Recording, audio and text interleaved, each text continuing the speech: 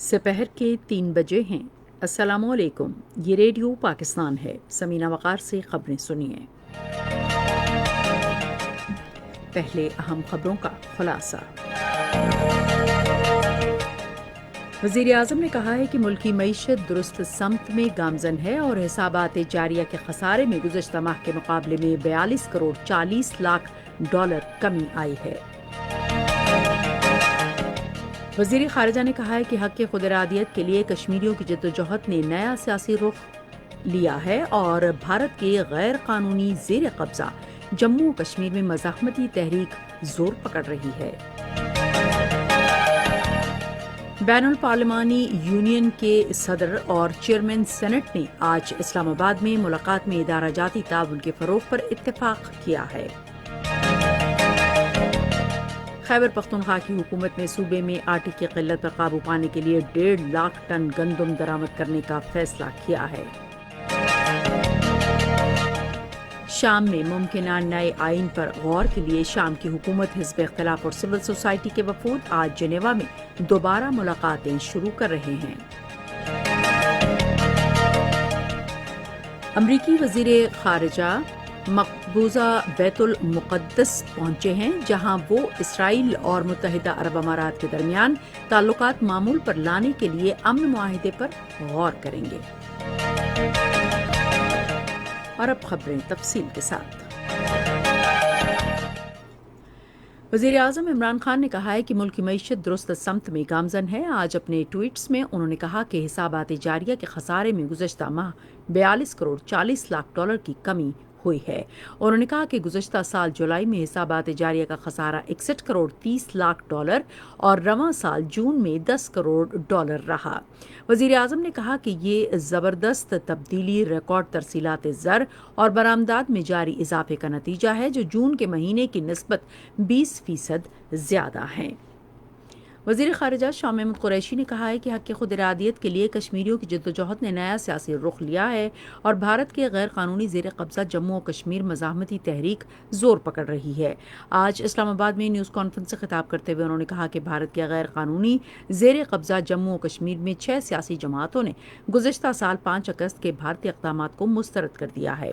انہوں نے کہا کہ ان سیاسی جماعتوں نے علاقے کی پرانی حیثیت بحال کرنے کے لیے مشترکہ جدوجہد کرنے کے عزم کے ساتھ اتحاد قائم کیا ہے۔ انہوں نے کہا کہ یہ کوئی معمولی واقعہ نہیں بلکہ ایک اہم پیش رفت ہے، کیونکہ سیاسی جماعتوں کی طرف سے جاری کیے گئے مشترکہ اعلامیے پر فاروق عبداللہ کے دستخط ہیں۔ مقبوضہ کشمیر کی کانگریس پارٹی کے جو سربراہ ہیں ان کے غلام احمد میر، یعنی کہ جو مین اپوزیشن پارٹی ہے ہندوستان کی، وہ بھی کانگریس اس موقف کی تائید کر رہی ہے۔ وہ برملا کہہ رہے ہیں 5 اگست کے اقدامات سے غم اور غصے کی لہر جاری ہے۔ کمیونیکیشن بلیک آؤٹ یا اس کو دبانے سے اس آواز کو دبایا ہوا ہے، لیکن جو غصہ اور غم ہے اور جو لوگوں کی کیفیت ہے، ہم اس کی عکاسی کر رہے ہیں۔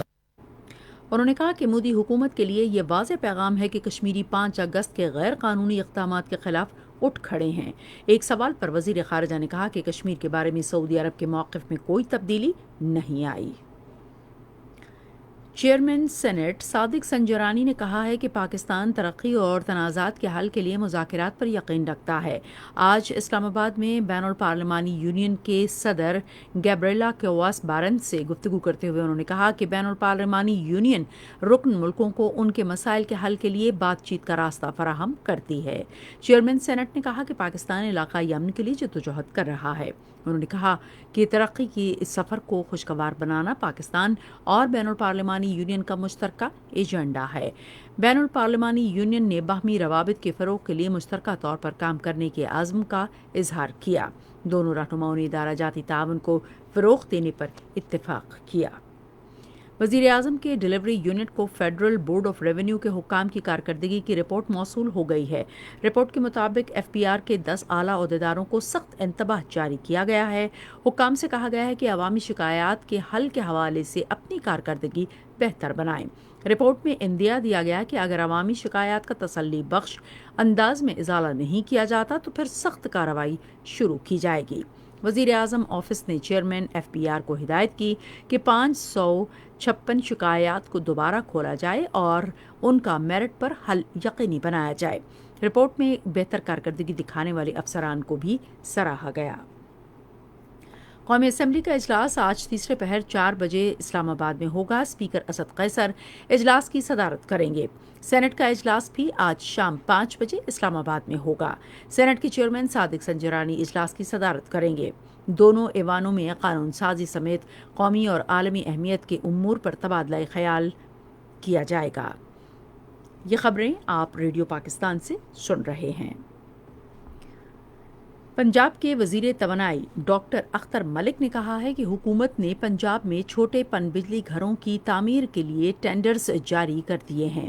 آج لاہور سے جاری کیے گئے ایک بیان میں انہوں نے کہا کہ پن بجلی گھروں کے ان منصوبوں سے مجموعی طور پر 847 میگا واٹ بجلی پیدا ہوگی۔ خیبر پختونخوا حکومت نے صوبے میں آٹے کی قلت ختم کرنے کے لیے 8 ارب 50 کروڑ روپے سے زائد کی لاگت سے 1,50,000 ٹن سے زائد گندم درآمد کرنے کا فیصلہ کیا ہے۔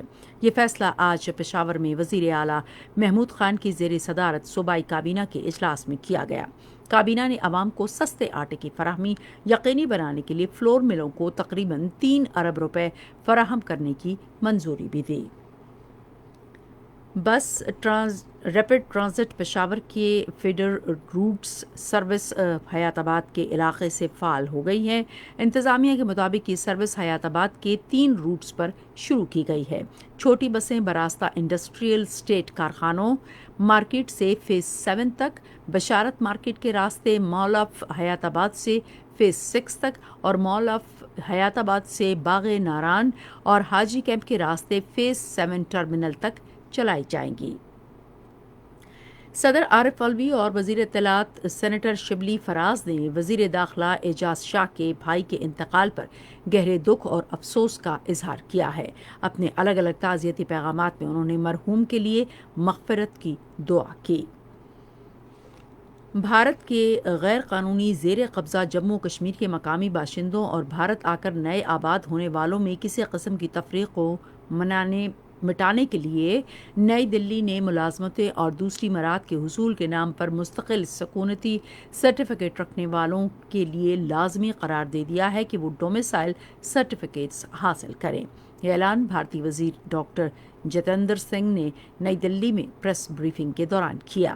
روزانہ کی پیش رفت اور بھارت کے غیر قانونی زیر قبضہ جموں و کشمیر میں بی جے پی کی کشمیریوں کے خلاف ہتھ کنڈوں کی خبر رکھنے والوں کا کہنا ہے کہ حالیہ اقدام کا مقصد جموں و کشمیر کے مقامی باشندوں اور علاقے کی آبادی کا تناسب تبدیل کرنے کے لیے بھارتیہ جنتا پارٹی کی حکومت کی طرف سے بھارت سے لا کر بسائے جانے والوں کے درمیان تفریق کو مٹانا ہے۔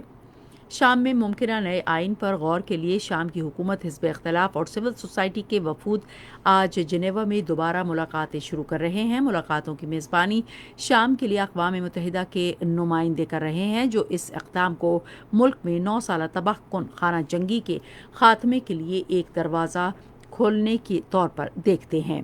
توقع ہے کہ ایران، روس، ترکی اور امریکہ سمیت بڑے علاقائی ملک اور عالمی طاقتیں بھی جنیوا میں اقوام متحدہ کے دفتر میں 1 ہفتے تک جاری رہنے والی ملاقاتوں کے دوران موجود ہوں۔ امریکی وزیر خارجہ مائک پومپیو آج مقبوضہ بیت المقدس پہنچ رہے ہیں، جہاں وہ اسرائیل کے متحدہ عرب امارات کے ساتھ تعلقات معمول پر لانے سے متعلق امن معاہدے پر تبادلہ خیال کریں گے۔ امریکہ کے محکمہ خارجہ نے ایک بیان میں کہا کہ پومپیو کل متحدہ عرب امارات کا بھی دورہ کریں گے۔ دونوں ملکوں کے تعلقات معمول پر لانے کے معاہدے پر دستخطوں کی تقریب وائٹ ہاؤس میں ہوگی۔ ریڈیو پاکستان آج تیسرے پہر 3:30 بجے اپنے قومی پروگرام میں معروف سندھی شاعر محمد جمن ہالو کی برسی کے حوالے سے ایک خصوصی پروگرام نشر کرے گا۔ محکمہ موسمیات کی پیشگوئی کے مطابق آئندہ 12 گھنٹے کے دوران سندھ، جنوب مشرقی بلوچستان اور شمال مشرقی پنجاب میں گرج چمک کے ساتھ بارش کا امکان ہے۔ آج سے پہر ریکارڈ کیا گیا بعض بڑے شہروں کا درجہ حرارت یہ رہا: اسلام آباد اور Lahore 35 degree centigrade, Karachi 33، Quetta 36، Gilgit 37، Muzaffarabad 34 اور Murree 22 degree centigrade record کیا گیا۔ بھارت کے غیر قانونی زیر قبضہ جموں و کشمیر کے بارے میں محکمہ موسمیات کی پیشگوئی کے مطابق سری نگر، جموں، پلوامہ، اننت ناگ، شوپیاں، لیہ اور بارہمولہ میں مطلع جزوی طور پر ابر آلود رہنے اور گرج چمک کے ساتھ بارش کا امکان ہے۔ آج سے پہر سری نگر، جموں، پلوامہ اور بارہمولہ میں درجہ حرارت 30 ڈگری سینٹی گریڈ اور 23 لیہ، اننت ناگ اور شوپیاں میں 28 ڈگری سینٹی گریڈ ریکارڈ کیا گیا۔ اسی کے ساتھ خبریں ختم ہوئیں۔ مزید خبروں اور تجزیوں کے لیے آئیے ہماری ویب سائٹ پر radio.gov.pk اور فیس بک کے link radio Pakistan news official پر براہ راست ویڈیو سٹریمنگ بھی ملاحظہ کیجیے۔